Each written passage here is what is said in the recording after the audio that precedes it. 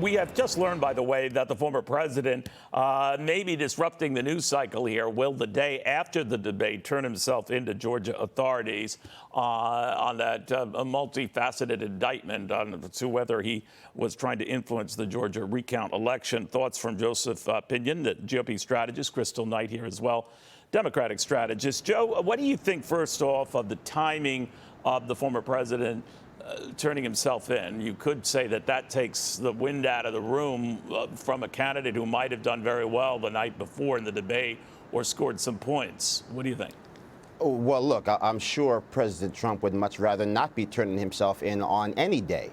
So I think it's just the nature of where things are today. A former president facing a fourth indictment. And so, yes, it's going to be that much more challenging for those contenders on that stage to get the message out. But I think that beyond that, they should stick to their respective scripts, remembering Reagan's 11th commandment, thou shalt not speak ill of other Republicans. They should focus on the issues, specifically that economy, the $1 trillion in personal credit card debt, the fact that we've got over 500,000 Americans delinquent on car payments over 60 days, the downgrading of those banks. All of it is a perfect storm for Americans on Main Street, feeling like it doesn't matter how many ads Joe Biden wants to run.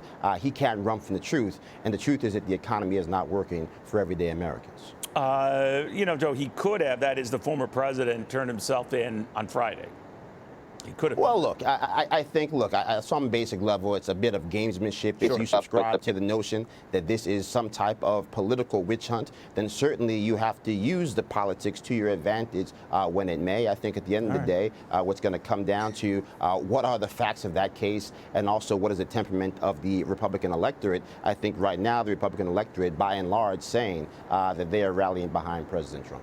That does appear to be the case right now, Kristal. I'm just curious, and Joe had touched on it, this idea where the president does plan to showcase this improvement going on in the economy that has this great disconnect with the American people. I guess they're going to go full throttle with this, in September. And that will be a prominent theme. Things are picking up. Things are turning around. What do you think of that?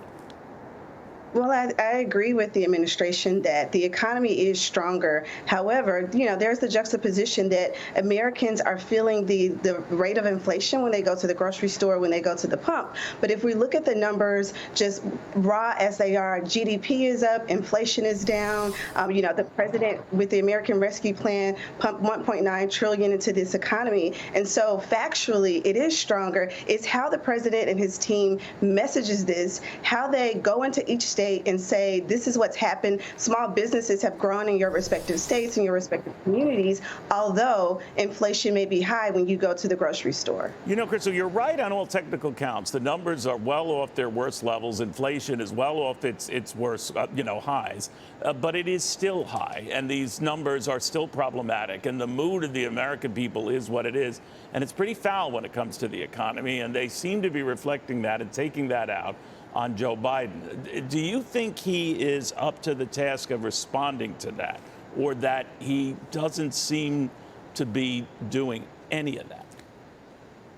Well, I think we have to give the president and his team time. This is a critical moment where they are, testing their messaging, going out, really trying to sell this plan. You mentioned at the beginning of this segment that the president was already in Wisconsin talking to voters, talking to constituents about what his economy is doing. He's announced the SAVE plan for, student loan borrowers. That's something that's new, that's coming out, that hopefully he'll roll out. And that will be a big sticking point for many Americans who are feeling the pain or the, problems in their pocketbooks when they go to the stores. Joe, if I can switch back to Republicans right now, and Donald Trump not being there for the debate, he seems to be saying, I'm not going to go to any debates anytime soon. I don't know whether he means that, but this could cost him. I mean, in Iowa, his refusal, I think back in 2016, to go to an Iowa debate, he later lost that state to Ted Cruz.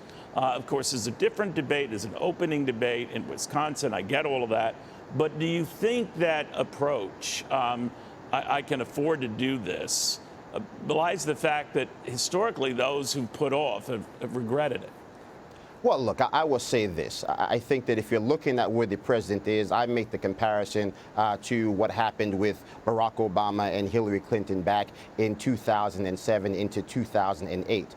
where, yes, the national numbers were quite large for Hillary Clinton, but if you looked on the ground, it was very much a single-point race. And if you juxtapose that with where President Trump is right now, it is a tale of a much different tape, where he has a commanding lead nationally, but he also has a fairly commanding lead in those Iowa caucuses as well. So I think, again, those competitors are running out of time if you're looking at trying to put those timelines side by side, and they're running out of opportunities to step up to the plate. And certainly with President Trump, I think he has the advantage of being able to say, in a pre-COVID economy, there were 7 million jobs created, and now we're looking at people in the Biden administration trying to explain macroeconomics to Americans living paycheck to paycheck and hiding their car from the repo man. Kristal, I don't know if it's quite as dire, but one thing that comes through again and again is the concern among a number of prominent Democrats with whom I've chatted. I don't know if you're among them, Kristal, that the president might have a good message, but he's a lousy messenger. They're concerned he's an aging and increasingly befuddled one. What do you say to that? Well, I've heard those same, complaints or, quibbles, if you will.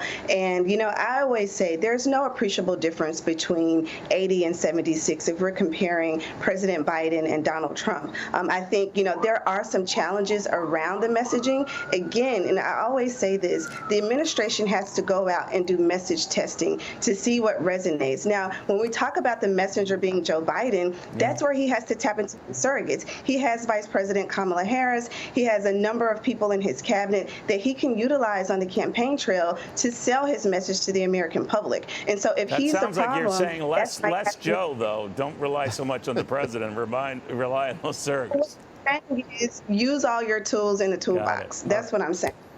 I don't even have a toolbox, but I've heard of how important they are. I want to thank you both, seriously. And Joe, sorry to jump on you there, but we're out of time. But let's see how it all closes out tomorrow night and, of course, how it reverberates the next day, even though that is the day that the president plans to be formally arraigned in Georgia. We'll be hearing a little bit more of their take on that.